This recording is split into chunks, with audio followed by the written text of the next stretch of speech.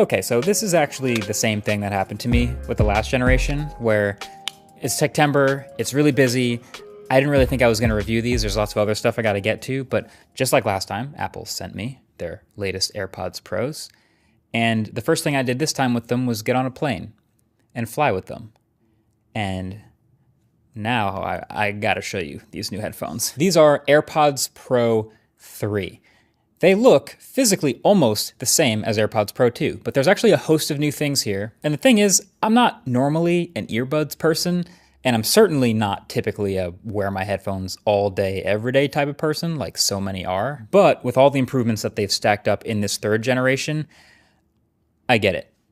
I totally get it. And I think there are a lot of things in here specifically made for that type of person. But first of all, they still sound really good. This was one of the first things I was impressed with the last gen, and I even did some back-to-back listening, and I think these sound even a little bit better. There's more strong bass and low end, while still keeping, a totally full mid-range and crisp, bright highs, and very little high-volume distortion, and they do seem to get even louder too. And there's a couple reasons behind this sound improvement. If you look very carefully, you'll notice the vents are actually slightly bigger, and the interior is redesigned to allow for more airflow, so I'm betting that's where a bit of that better bass response comes from. But then also the ear tips go into your ears at a slightly different angle, which you can tell if you look at the second gen right next to this third gen. And the new ear tips are also bolstered with a little bit of foam inside the end. So they're not fully foam ear tips, they're still silicone, but you kind of get the best of both worlds now. The foam ear tips that you might see on some IEMs, you kind of compress them and then let them expand in your ear. It's this really nice seal and a great fit, but not great for everyday use outside. So this has some of those benefits. In the tip, they have some foam that kind of like molds to the inside of your ear. It's a little bit firmer and it does fit a little better, so it's a better seal. And I gotta say, this new combo of the new ear tips, which there's also now a double extra small size, by the way, so there's 5 ear tip sizes, but the new ear tips plus the new angle that they go into your ear makes these the first AirPods that have ever stayed in my ears. It's been years and generations of AirPods that have always slightly wiggled out over time, but these actually stay, and that's a game changer for me. Now, I still give the nod to the Powerbeats Pro for working out, just because that piece that goes around your ear for the extra bit of security when you're running or jumping or moving around a lot, that can't be beat. But for the everyday walking around headphones, these are incredible. They've also added IP57 dust and water resistance for the first time. So they were IPX4 before, which meant they could take a splash or a sprinkle or go out in the rain, but now they are protected against a little bit of dust, and they can fully survive being submerged underwater. So that's better for heavy rain, better for spills especially, and even better for a ton of sweat. Like if you somehow sweat so much that AirPods couldn't handle it before, they can now handle it. And turns out this case is also IP57 rated as well, which is nice, but that does actually mean it's a new case. And so the more you look at this new case, the more you'll notice there's a bunch of other little small differences here as well. Like it's a tiny bit thicker and taller because of the new shape of the buds. And then also the cutout for the pairing/battery indicator light is now gone, but the light's still there. It's just behind the plastic now and quite a bit brighter. Clean. And also, just like AirPods 4, the pairing button is gone from the back. So pro tip, if you do need to manually pair these to a non-Apple device for some reason, like a computer or an Android phone, you have to open the case and double tap the front to put them in pairing mode. Then there's also a next generation ultra wideband chip in the case, which means you can do precision finding from 50% further away, which is extremely convenient. Honestly, might still be an underrated feature. The old buds don't fit in the new case, and the new buds don't fit in the old case, by the way, just in case you were wondering. And then there's also some articles about how these don't seem to come with a charging cable. And that's true. I unboxed them. Sure enough, there was no USB Type-C cable in that box. But also, neither do AirPods 4. And I think, to be honest, like most other headphones come with a charging cable, but I think Apple is assuming, probably fairly, that if you're buying the new AirPods, which suck to use with any non-Apple device, then you 99.9% most likely already have an iPhone from the past 3 years, and therefore already have a USB Type-C charger. Or you already have an Apple Watch, which it can also use that charger. Or you already have some MagSafe puck somewhere that you can also use. They're probably right. But also the battery life is actually longer on these too. So they'll do 8 hours with noise cancellation, up from 6. So you can ignore your coworkers for an entire uninterrupted 9 to 5.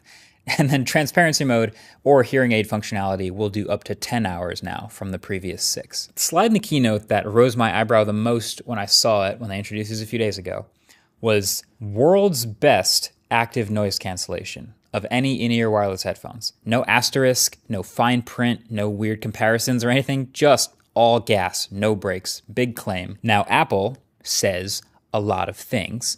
Things like, the iPhone 16 Pro has studio quality microphones. Stuff that's obviously not totally true or that's greatly exaggerated for marketing purposes. But this one's interesting. So the way they're quantifying it is they're saying it cancels twice as much noise as the last gen, which were already really good. Matter of fact, if you go and watch that 2022 keynote, when they introduced the AirPods Pro 2, they said that those were twice as powerful as the first gen AirPods Pro. Now these do have the same H2 chip as the previous generation, so it's not the chip, but the new ear tips with foam, the new angle that they go into your ears, and the bigger vents, and probably some more improved software tuning, all combine to give you much better, allegedly 2 times noise cancellation from the previous.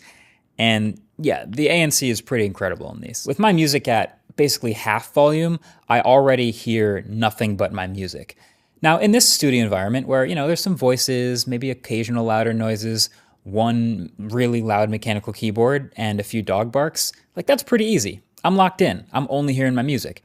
But I also took a flight with these, like I said, and the white noise of the airplane just dropped down. It was almost completely erased, not totally to zero, but more than enough to fully immerse in whatever media I want to and actually enjoy the improved audio quality, which is saying something. And these, of course, still have other features. Transparency mode, adaptive EQ, conversational awareness is here. I'm very happy with this ANC. I went and compared them back to back with the Bose QC Ultra 2, which I found less comfortable and don't seal in my ear as well, and they also don't cancel as much sound. The Sony WF-1000 XM5s sound really good, but the fit and noise cancellation also aren't as strong. And these Galaxy Buds 3 Pro are very comfortable and I think even look better, but don't sound as good or cancel as much background noise. These have been pretty excellent for me. Still no lossless audio to anything not called Vision Pro, but this is about as good as I've heard wireless earbuds sound. Now, speaking of workout headphones, these also have a new feature, and it's this little window over here in the back of them. That's a heart rate monitor. So AirPods Pro 3 can measure your heart rate while working out. I consider this a nice to have, the same way it was in the Powerbeats Pro. What's nice is it's well integrated in the Apple Fitness app, so even if other earbuds integrate heart rate sensors, not sure they'll be able to plug into this ecosystem as nicely to count your calories and keep your rings closed. Classic. But it's nice for people who don't have Apple Watches. So if you do have an Apple Watch and you wear it at the same time and work out, apparently it's using its own algorithms and software to decide which is the better source to take that data from, because at no point does the app tell you or let you choose where it's getting your heart rate. Apple also introduced live translation alongside AirPods Pro 3. It's not exclusive to these like they might want you to think, so I won't spend too much time on it in this review, but it is powered by Apple Intelligence, and it does require you download each individual language offline before using it, so everything works offline without an internet connection, so that's cool.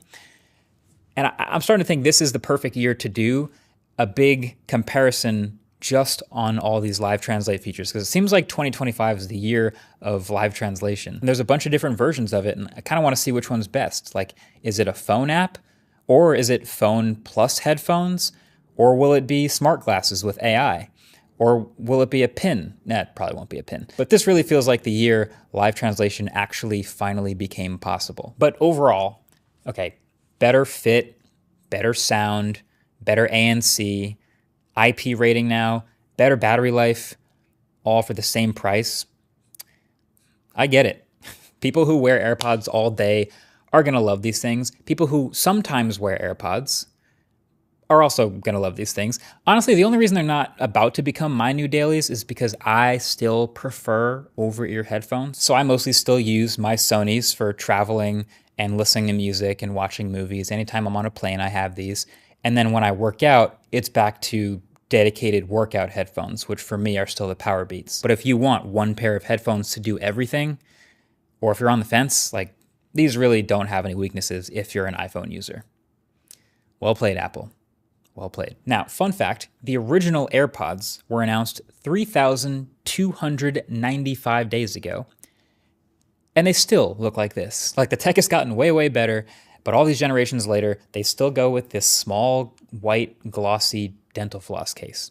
So, channel sponsor dbrand can change that, because the grip case for the AirPods Pro 3 is a great way to keep that charging case safe from scuffs and scratches and drops, but I'm really just into how you can change up the look of the things, because you can customize it literally dozens of ways. I've got the matte black one here, but they've got a ton of options to choose from. And it goes perfectly with any of dbrand's phone cases, like this grip case, which can also be customized to match your AirPods, or even dbrand's new tank case, this super overkill tactical looking case they've launched alongside the iPhone 17 series. So if you're like me and you wish there was a matte black iPhone 17 Pro this year, well then either of these are pretty good options. So if you are trying to pick up a case for your AirPods or your iPhone 17, then I highly recommend checking out dbrand. Link will be down below. Thanks for watching.